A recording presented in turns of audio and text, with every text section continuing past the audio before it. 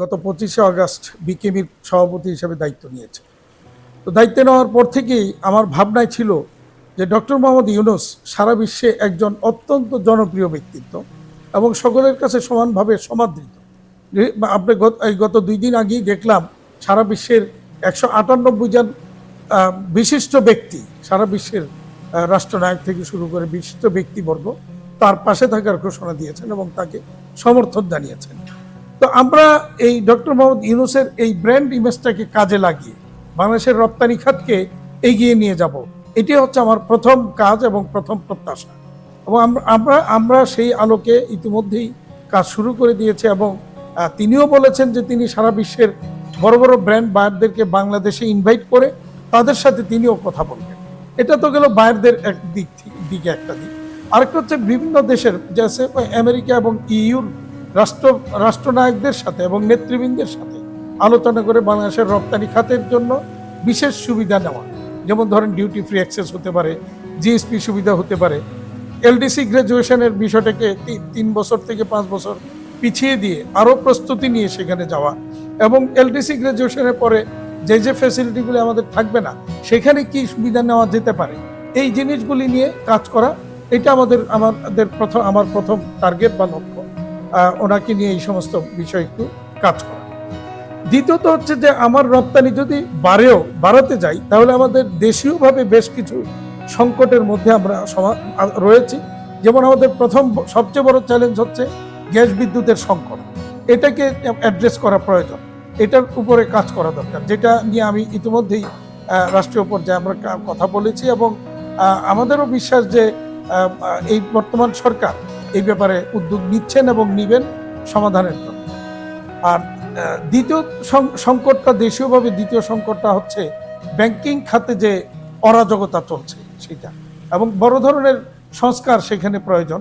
নানা রকমের সংকটে আমরা আবর্তিত, আমদানি রপ্তানি নানাভাবে বাধাগ্রস্ত হচ্ছে, ক্ষতিগ্রস্ত হচ্ছে ব্যাংকের নানা রকমের অসহযোগিতার কারণে, ব্যাংকের নানা রকমের নিয়ম বলি বা অনিয়ম বলি, এই সমস্ত কারণে ব্যাংকের টাকা লুটপাট করে নিয়ে যাওয়াতে বা বিদেশে পাচার হয়ে যাওয়াতে আলটিমেটলি এটার প্রেশারটা কিন্তু আমাদের উপর আসছে।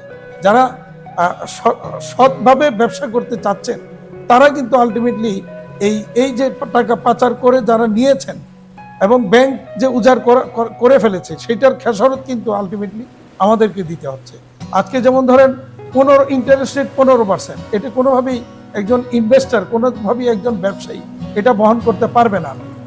তো না পারলে কি হবে, তার ব্যবসা বন্ধ হয়ে যাবে, একসময় সেও ঋণ খেলাপিতে পরিণত হবে। তো সুতরাং এই জায়গাগুলিকে কিভাবে একটা সিস্টেমে আনা যায়, লাইনে আনা যায়, ইন্টারেস্ট রেট কীভাবে কমানো যায়, যদিও বাংলাদেশ ব্যাংকের গভর্নর মহোদয় বলেছেন 6-7 মাস সময় দিতে, তিনি 6-7 মাস পরে এটাকে কমিয়ে আনবেন। হ্যাঁ, নিশ্চয়ই তাদের একটা পরিকল্পনা আছে, থাকবে। আমরা অবশ্যই তাদের পাশে সহযোগিতার মনোভাব নিয়েই থাকবো, কিন্তু আবার আমাদেরকে বেঁচে থাকার জন্য বাংলাদেশ ব্যাংকেরও একই সাথে আমাদের পলিসিগত সাপোর্টটা দিতে হবে। বিগত দিনগুলিতে রপ্তানির ভুল তথ্যের উপর ভিত্তি করে বাংলাদেশ ব্যাংক এবং অর্থ মন্ত্রণালয় যে সিদ্ধান্তগুলি নিয়েছে, এই সিদ্ধান্তের কারণে কিন্তু বর্তমানে রপ্তানি খাত ক্ষতিগ্রস্ত হয়েছে এবং হচ্ছে।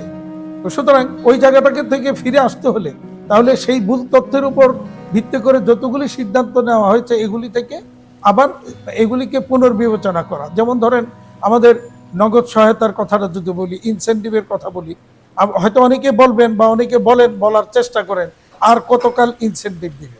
দেখেন, এই এতকাল ইনসেন্টিভ দিয়েছে বলেই কিন্তু বাংলাদেশের রপ্তানি, আমি যদি গত সরকারের আমলটাই বলি, গত সরকারের যখন দায়িত্ব নিয়েছিল তখন ছিল আমাদের 10 থেকে 12 বিলিয়ন ডলার রপ্তানি, আর এই সরকার যখন 15 বছর পরে বিদায় নিল ততক্ষণে কিন্তু এটা 40 বিলিয়ন ডলার ক্রস করেছে। তো সুতরাং আবার 40 লক্ষ লোকের কর্মসংস্থান হয়েছে। তো হয়েছে কিন্তু সুযোগ সুবিধা দেওয়াতেই, সাপোর্ট দেওয়াতেই, ইনসেন্টিভ দেওয়াতেই কিন্তু এই সেক্টরটা আজকে এত বড় হয়েছে এবং বিশ্বের সর্বাধিক সংখ্যক গ্রিন ফ্যাক্টরি বর্তমানে বাংলাদেশে, প্লাটিনাম লিড সার্টিফাইড ফ্যাক্টরি বাংলাদেশে। অর্জন কিন্তু কম না, অনেক, যেটাকে বাইরেরা বর্তমানে অগ্রাধিকার দিয়ে বাংলাদেশকে বিবেচনায় রাখছে সবসময়। এই ধরনের প্রস্তুতির কারণেই কিন্তু সেটা হচ্ছে। আমরা সেই জায়গাটা অর্জন করেছি এবং খুব প্রাউডলি আমরা বলতে পারি যে Bangladesh only the safest sourcing country for the apparel industry in the world market. So এইটা কিন্তু অন্য কোনো দেশ এইভাবে বলার সুযোগ নেই বা বলতে পারে না, আমরা কিন্তু সেটা পারি। এবং সরকার সেই সুবিধা, বিগত দিনের প্রত্যেকটা সরকারই আমাদেরকে এই রপ্তানি খাতকে এই সুবিধাগুলি দিয়েছে বলেই কিন্তু আজকে রপ্তানি খাত এই পর্যায়ে আসছে। আমরা সেই জায়গাটাকে আমরা এনশিওর করতে চাই, সামনে আরো এগিয়ে নিয়ে যেতে চাই। বিশ্বের রপ্তানিতে প্রথম স্থানে যাওয়ার মতো সুযোগ বাংলাদেশের জন্য সামনে কিন্তু সুযোগ তৈরি হয়েছে। সেই সুযোগটাকে আমাদেরকে কাজে লাগাতে হবে। কাজে লাগাতে গেলে আমাদের এই সুযোগ সুবিধাগুলি দরকার। তৃতীয়ত হচ্ছে ব্যাংকিং খাতে বললাম, প্রথম হচ্ছে আপনার কি বলে গ্যাস বিদ্যুৎ সংকট, দ্বিতীয় ব্যাংকিং খাত, তৃতীয় হচ্ছে অত্যন্ত ইম্পর্টেন্ট এনবিআর এর নানা রকমের অত্যাচারে ব্যবসায়ীরা অতিষ্ঠ। এই জায়গাটাকে ঠিক করতে হবে। এখানে আমাদের আমি যদি বলি কাস্টমসের একটা পয়েন্ট, দ্বিতীয়ত হচ্ছে ভ্যাট এর একটা ডিপার্টমেন্ট, তৃতীয়ত হচ্ছে ট্যাক্স ডিপার্টমেন্ট।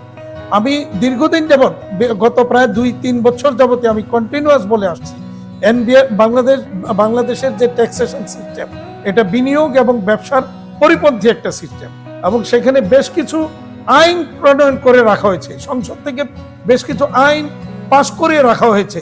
যদিও বলা ঠিক না যে আইনগুলি বেআইনি, তো আমি বেআইনি না বললেও বলবো যে এটা ব্যবসা বাণিজ্যের জন্য পরিপন্থী এবং ইনভেস্টমেন্ট বিনিয়োগের জন্য পরিপন্থী বেশ কিছু আইন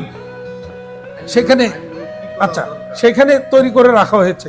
যেমন, এবং সেখানে মৌলিক অধিকার পরিপন্থীও অনেকগুলি আইন রয়েছে। যেমন ধরেন, আমি যদি একটু উদাহরণ দিই, যে আমাদের ট্যাক্স কার হয়, যে লাভ করবে, প্রফিট করবে, ওই প্রফিটের উপর ট্যাক্স।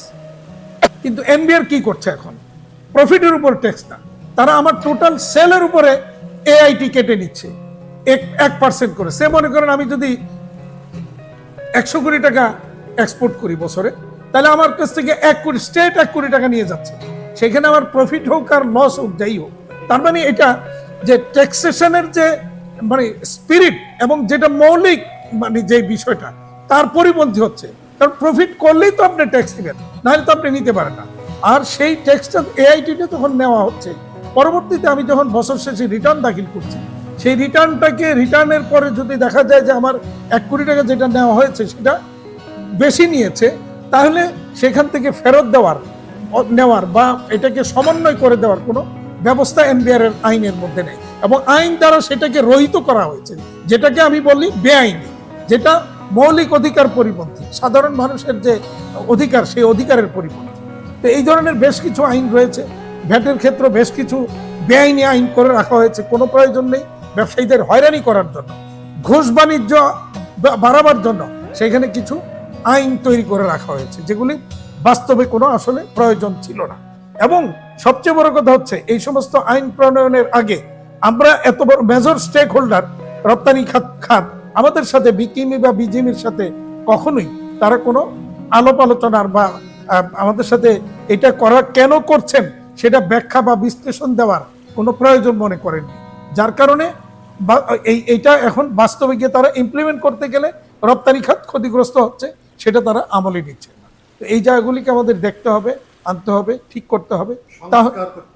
সংস্কার, এই এনবিআর এর এই সংস্কারটা খুব জরুরি প্রয়োজন।